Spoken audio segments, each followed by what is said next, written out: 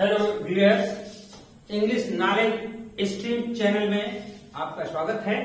आज के ग्रामर के क्लास में हम आपको पार्ट्स ऑफ स्पीच का जो अंतिम भाग है, जो अंतिम टॉपिक है इंटरजेक्शन, उसके बारे में हम आपको बताने वाले हैं।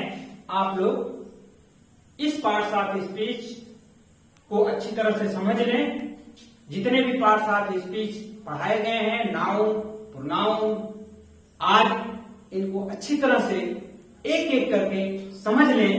और ये लास्ट पार्ट्स ऑफ स्पीच है। उसके बाद हम ग्रामर के अन्य पोर्शन को उठाएंगे, या तो वॉइस पढ़ाएंगे या तो फिर डायरेक्ट इनडायरेक्ट या सिंटैक्स, जो भी उचित रहेगा, जो सीक्वेंस अच्छा लगेगा, जो सीक्वेंस अच्छा है, उसी को हम टेकअप करेंगे। आप लोग देखें इंटरजेक्शन क्या होता है।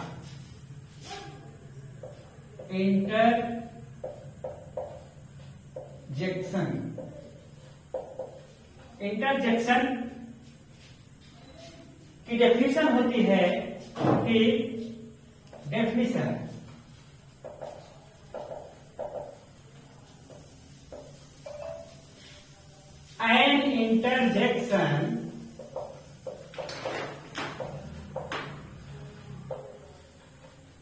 an interjection is a word which expresses sudden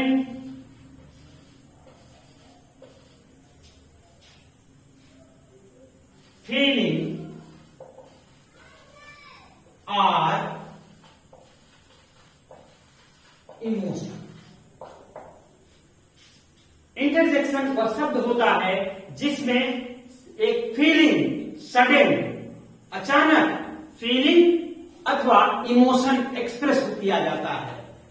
इसका सेंटेंस के अन्य भाग से कोई अर्थ नहीं मिलता है, कोई भी कनेक्शन नहीं रहता है। बेसिकली जो इंटरजेक्शन के साथ एक mark of exclamation is used. Mark of exclamation,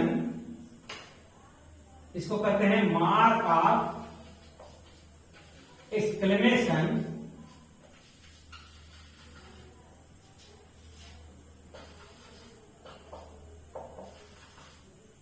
mark of exclamation ये यूज किया जाता है, इज यूज। मार्क ऑफ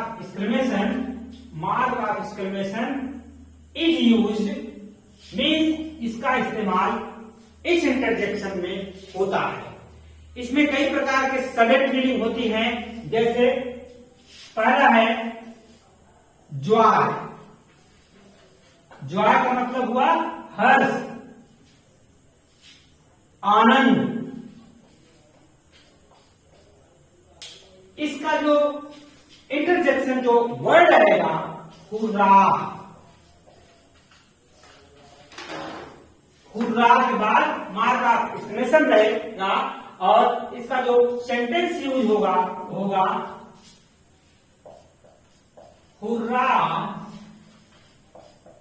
आई है। हुर्रा, उसके बाद आई है won the match। यहां इंडिविजुअल मैच है और यहां पर हुर्रा ये हर्ष प्रदर्शित किया जा रहा है। हुर्रा, हा हा आदि शब्द है। दूसरा जो इसमें फीलिंग आती है वो सारो। सारो का मतलब होता है दुख। दुख, इसको एलास। इसके बाद ये मार्क ऑफ एक्सक्लेमेशन रहेगा। इसका जो सेंटेंस होगा alas the old lady has last her only son.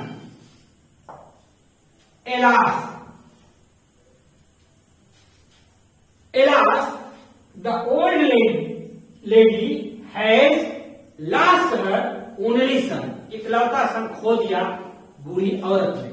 तो यहां पर दुख का भाव है।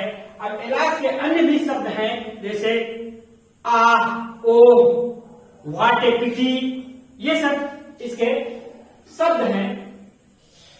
व्हाट ए पिटी, व्हाट ए पिटी, ये भी ओ,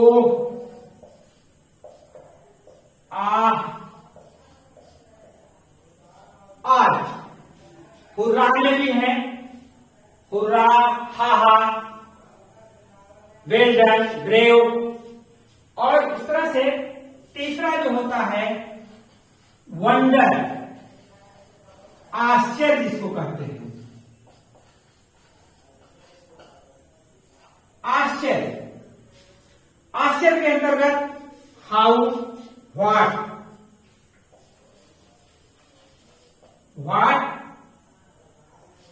हाउ। इसके एग्जाम्पल्स जो होंगे, जैसे how beautiful the rose is, what a terrible night it is. ध्यान दीजिए, इसमें जो वंडर है, वंडर का भाव यहां पर हाउ और व्हाट के द्वारा एक्सप्रेस किया जा रहा है। और अगला जो है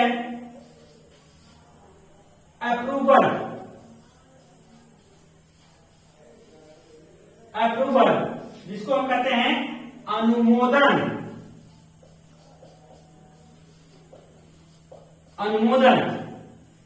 इसके शब्द जो हैं brave, well done.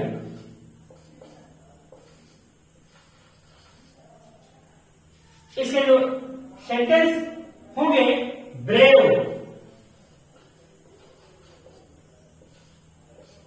you have won the race,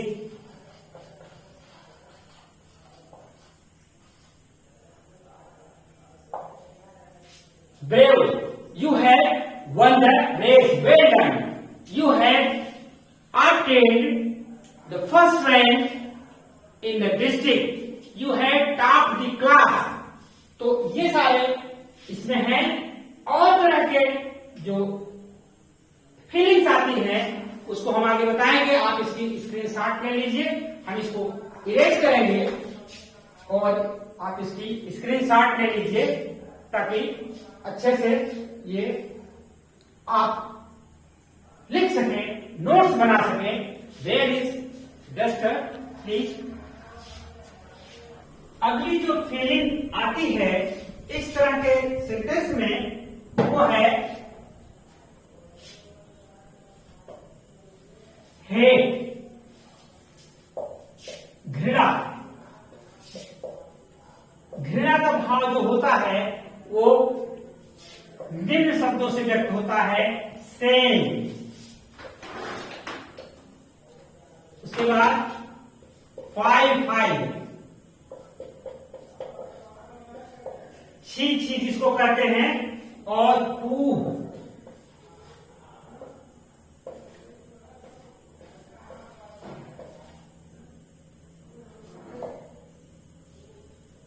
तो इस तरह के जो भाव निकलते हैं सेम, आप लोगों ने अगर मार्क किया होगा, ध्यान दिया होगा, तो जो मेंबर ऑफ पार्लियामेंट्स होते हैं, जब सदन चलता रहता है तो उसमें मेज थपथपा करके सेम करते हैं, और उसका मतलब यही हुआ कि फाइव छी उससे नफरत। shame,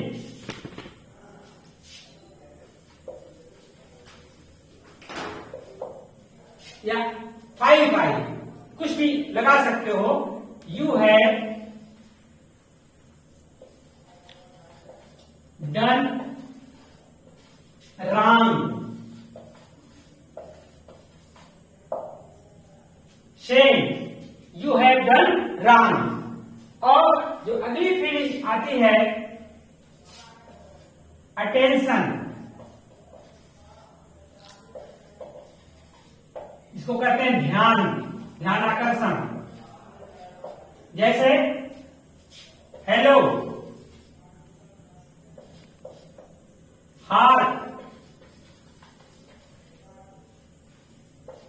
look. इसका एग्जाम्पल अगर देखें, हेलो,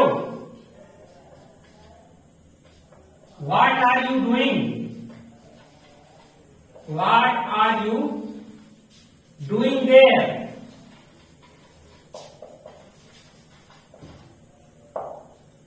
हेलो, वहां क्या कर रहे हो, ये आपका ध्यान वाली फीलिंग है। उसके बाद आप वेलकम, स्वागत जिसको करते हैं, स्वागत के सेंस में जो फीलिंग निकलती है वो है हेल, वेलकम। आपका स्वागत है, hail to all of you, hello.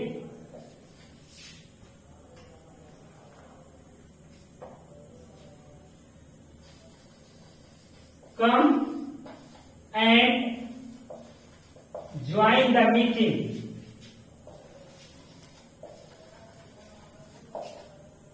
Welcome to all of you in knowledge stream channel. उसके बाद और जो फीलिंग आती है वो है विदा, फेयरवेल जिसको कहते हैं।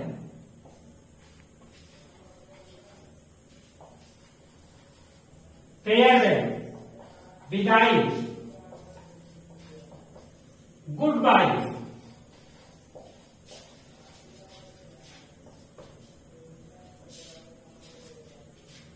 फेयरवेल,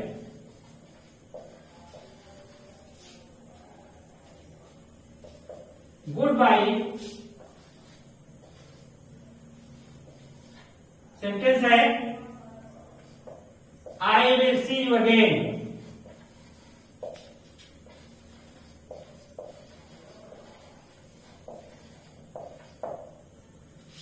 और जो फीलिंग एक आती है वो है मर्सी, दया। जो दया की फीलिंग आती है वो है good God, good हीवेन।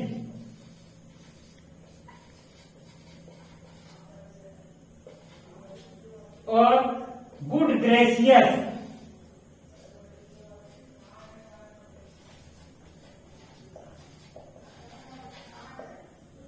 Good God, किसी परिस्थिति को देखकर आप कहते हैं हे ईश्वर, गुड गॉड। गुड ह्यूमन, आश्चर्य में जो हो जाते हैं, जो आप दया दिखाने के भाव में कहते हैं, वो इन शब्दों का प्रयोग होता है। और एक और होता है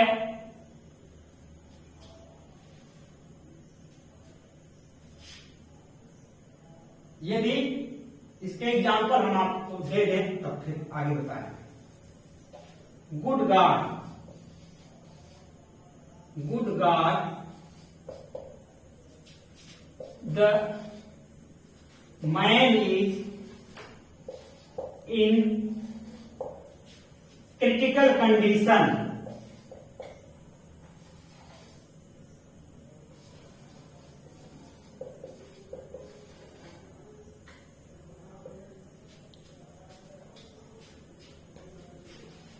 और इसके बाद जो होता है वो चुप रहने की, साइलेंस का भाव आता है।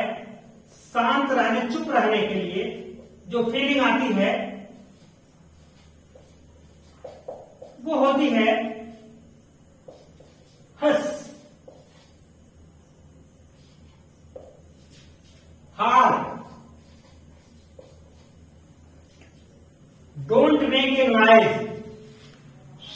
जब कहते हैं हस, डोंट मेक ए नॉइज, इसका जो एग्जाम्पल है, डोंट मेक ए नॉइज, शांत रहिए, समवन इज कमिंग, कोई आ रहा है। तो इस प्रकार के इतने फीलिंग्स जो होते हैं वो इंटरजेक्शन पार्ट्स ऑफ स्पीच के अंतर्गत आते हैं। और ध्यान रहे, इन शब्दों का इस वाक्य से कोई कनेक्शन नहीं रहता है, ये केवल स्ट्रॉन्ग फीलिंग एक्सप्रेस करते हैं और कुछ नहीं करते हैं। तो आप लोग इसको अच्छी तरह से नोट कर लीजिए, स्क्रीनशॉट ले लीजिए, और चैनल पर नए हैं तो सब्सक्राइब कर लीजिए और बने रहिए इंग्लिश नॉलेज स्ट्रीम चैनल के साथ। Thank you for watching this video.